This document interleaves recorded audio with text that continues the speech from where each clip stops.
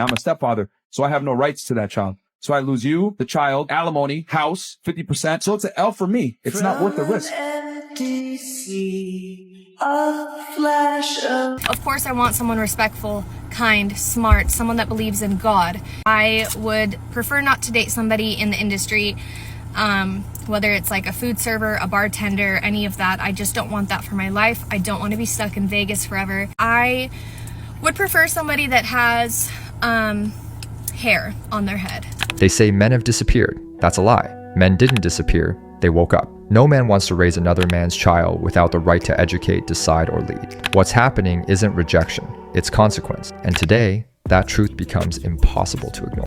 What I'm looking for in a man as a 29-year-old woman who is a single mom and a widow, this is just my opinion and how I feel, so just remember that when you're listening to this. Of course, I want someone respectful, kind, smart, someone that believes in God. I would prefer not to date somebody in the industry, whether it's like a food server, a bartender, any of that. I just don't want that for my life. I don't want to be stuck in Vegas forever. I would prefer somebody that has hair on their head, somebody that has a good set of hair, somebody that is good with kids, that likes kids, because I'm a mom. So if you do not like kids, we're not going to work.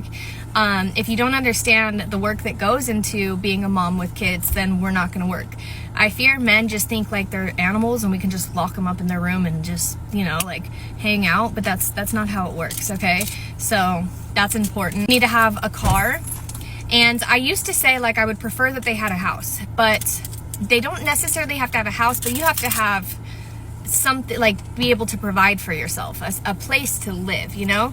If you're living with mom and dad, it's not gonna work. I love teeth, somebody that has a nice smile. I love that. Somebody that cares about their health and fitness and that loves to work out and do that sort of thing. I like to take care of myself in that way, so I would prefer somebody that's on that same level. I also would prefer somebody that does not smoke tree.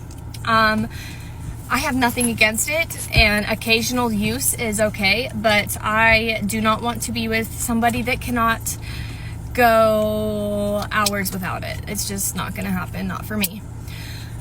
Same with any substance, actually, so that goes for all substances. Somebody that has a good relationship with their mother. I feel like that's just a telltale sign of the type of person they are. I also would prefer somebody that is handy, that can use tools, that can do that sort of stuff, because I've been doing it by myself. I would prefer not to have to hang up a TV. If you could hang up a TV or build something, that would be great. I would love that. I'm not needing Bob the Builder, but you need to have some skills with tools. I'm sorry. I would prefer somebody that is 5'11" or taller. Maybe that's shallow. I don't know. My husband was 5'11", so I would like for it to be the same or taller. You need to have a job. If you don't have a job, don't even talk to me. I will not date somebody that has to go out all the time. If you are constantly out partying or feel the need to do that, no. I think I already said this, but somebody that believes in God. I have to be with somebody that knows he's real, that is God-fearing, because I will not be the one to try and convince you that God is real. The list of demands is long, while little is said about what's offered beyond expectations. The man must have faith, resources, stability, practical skills, a specific appearance, and full acceptance of her situation. Yet it's unclear whether he'll have leadership, authority, or a real voice in the household. Serious men don't run from responsibility, but they require reciprocity and respect for the masculine role. When the conversation is all demands and no equivalent compromise, the outcome is predictable. Very few men step forward. That's not male cruelty. It's natural selection in relationships. He said, I'm actually going to save this video so I can come back and laugh in the morning. Oh my God, bro. Listen, if you are a single mom, right, and you're young, just stay away from dating, because it's not too many guys that are going to take you serious in dating. And it's just being honest. And you have to do nothing but respect it, because listen, a lot of guys, there's some dudes that will, don't get me wrong. But there's a lot of guys that just won't put up with that. Some guys are young, they just want to start their own families. And just because yours didn't work out, that doesn't mean a guy's going to come in and swoop you now and save you. Now, when you get about to the age of 30 or your late 20s or whatever, some guy's going to be like, all right, everybody else got kids. I might as well cuff a baby mom. Then that will happen. But right now, you don't want to start dating right now. You might want to start a celibacy journey and stay the fuck out the way. Because you got baby mama slayers out here. Guys are hitting. You got guys out here that will hit you. That's it. Sell you a dream, hit you, and that's it. You might think he's a good guy and he wants to cuff you and play stepdaddy. No. They want to cram. They want to crack that. Don't date. If you're a single mom right now, don't date. I'm telling you, they're just gonna fuck you. Like, you see how they talking in the comments? These guys, they'll fuck. They'll hit this, right? But this is how they really feel. I'm just being honest. All right, so for those of you who don't know, my name is Alyssa. I had my daughter at 18. For a long time, I was a single mom, and I am now married to a millionaire. So here's the thing. It's not that millionaires would go out and get a woman who doesn't have a child because they have more options, right? It's shitty men who look at women as having lost value once they have children who will opt for a woman without a child. And it doesn't matter, like, if a guy is broke, if he doesn't want to date women with children, that's on him. But here's the thing, here's the kicker. The minute you have a child with that type of man, you will also lose your value to them. They're gonna see you as used goods, even if it's their kid you're popping out. Quality men want quality women, and a lot of the qualities that make a woman a good mom actually make them a very interesting partner and person to date. This narrative tries to flip reality by turning male preference into a moral failure. Men don't reject single mothers out of hate or disrespect, but out of responsibility. Raising a child that isn't yours, investing time, money, and protection, without real authority to discipline or guide, is a serious risk. Calling that misogyny dodges the real issue. Value isn't abstract. It's tied to context, choices, and outcomes. Serious men think about stability, legacy, and paternal authority. When those pillars are denied, walking away isn't cruelty, it's prudence. I tell guys all the time, don't take single mothers seriously. Like, it's not in your best interest as a man. And when you look at it from a pragmatic standpoint, right? If you come in, you're responsible for taking care of that child. You're responsible for raising that child, protecting that child, provisioning for that child, etc. You have all the responsibility without any authority. I can't even. It's not my kid. It's not my kid. So what does it look? What is the responsibility without authority? It's slavery. I'm responsible for this kid, but I can't even exert what I want on that child. So you're saying that you wouldn't be with a single mother that's a millionaire? It wouldn't be my first option, no. If I wanted to have a family and children? You said a millionaire wouldn't want to be with a single mother. It's a millionaire. If he can go ahead and get a girl that doesn't have a child, he'll prefer that, yes. Men are very different than women, because when a guy comes into a woman's relationship or a relationship with a woman and she has a child, he's going to be expected to take care of that child to a degree. That's just how it is. You don't just get with that girl, you get with that girl and that child. And here's the other thing you got to remember. If we break up and I build a bond with that child, I now lose you and the child. And I can't have any type of parental rights to that child. It's your biological child, not mine. I'm a stepfather, so I have no rights to that child. So I lose you, the child, alimony, house, 50%. So it's an L for me. It's not worth the risk. Here's the truth many avoid. Dating a single mother isn't just dating. It's taking on a full package of risks with no guarantees. A man bonds emotionally with the child, invests financially and emotionally, but if the relationship ends, he loses the woman, the child, and often money, with zero rights. That's not male insecurity, that's basic math. Expecting men to see this as normal ignores the emotional and legal costs involved. Responsible men avoid situations where there are only duties and no authority. And for the single mothers and who got the child's fathers talking about nobody gonna want you after kids and you are less of a woman or whatever the case may be, the fuck? I want you. The fuck? I fill up the groceries. I pay somebody y'all trust to watch the babies. I'll get you a nice babysitter and we'll be out for the night. You feel me? Actually, you feel me? Once we get to that time and we, get acquainted with each other's kids, I take all of us on a vacation. That nigga gonna be mad in the hood, still trying to sell dime bags while we out flying somewhere. You feel me? Like, but single moms, the thing about single moms is they got children to look after, so they really don't play with their time. They know what they want. They know what they look for, man. And since they got kids, they catering, nurturing, loving. You feel me? They's not about to play with your ass. I'm not playing, baby. I'll take care of you. We'll be around the world while that nigga mad talking about, man, I can't have my family back. No, nigga, I took it. Nigga, it's ours now. Fuck you talking about? Niggas talking about single moms. Don't nobody want a single mom. Okay. This is why I feel like dating as a single mom is harder than dating as a regular 24-year-old, okay? And this is why I'm going to tell you.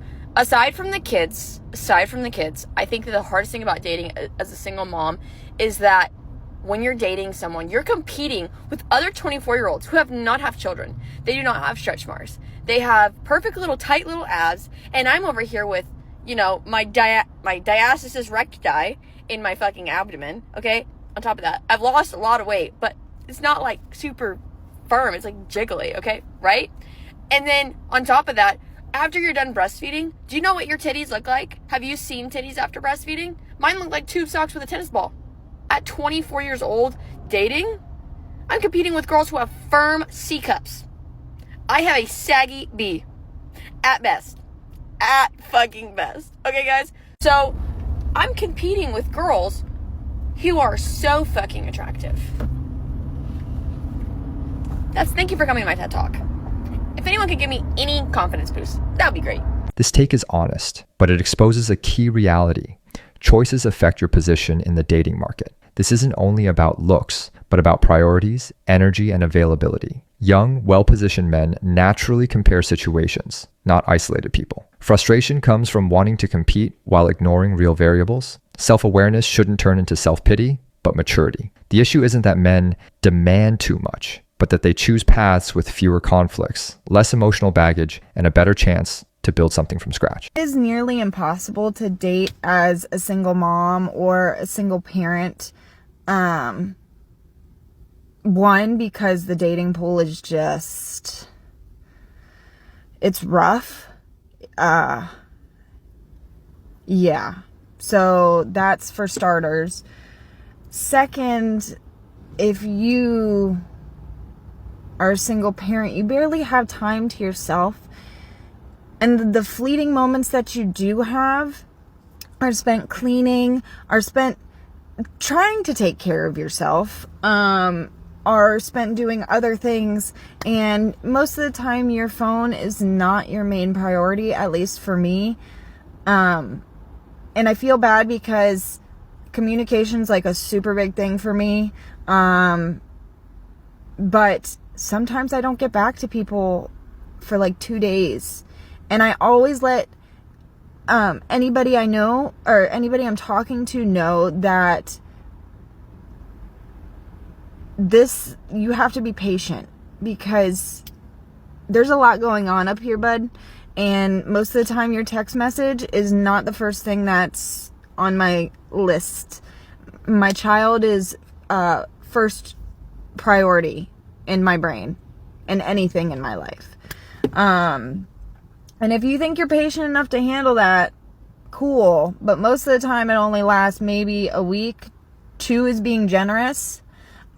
So yeah, it's very rough out here. And, you know, it sucks being naturally a lover girl, as people like to call it. I'm very nurturing. I love to love. I would rather nurture somebody, not be in a relationship, but I don't know, like being in this society where that's like really hard to be without getting completely demolished.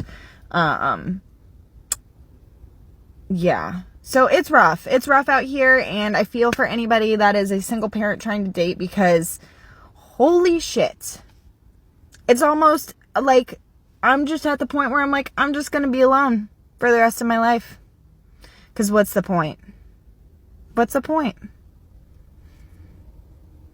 This explains exactly why many men pull back. Limited time, Poor communication and absolute priority given to the children are understandable, but they make a real partnership impossible. A man doesn't enter a relationship to be an emotional extra, always second, with no consistency or reciprocity. Love requires presence, effort, and continuity. When even she admits most men don't last a week, the issue isn't men. It's the relationship model being offered. Relationships don't survive on good intentions alone. Dating or trying to date as a single mom is so hard.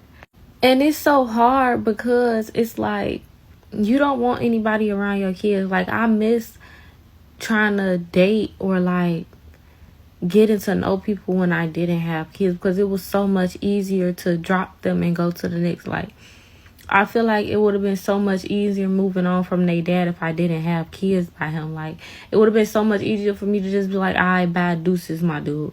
But it's so hard because I don't want anybody else around my kids. I don't want anybody around my kids. I'm like a little cuckoo bug. When I say y'all I'm a cuckoo bug, I'm a cuckoo bug.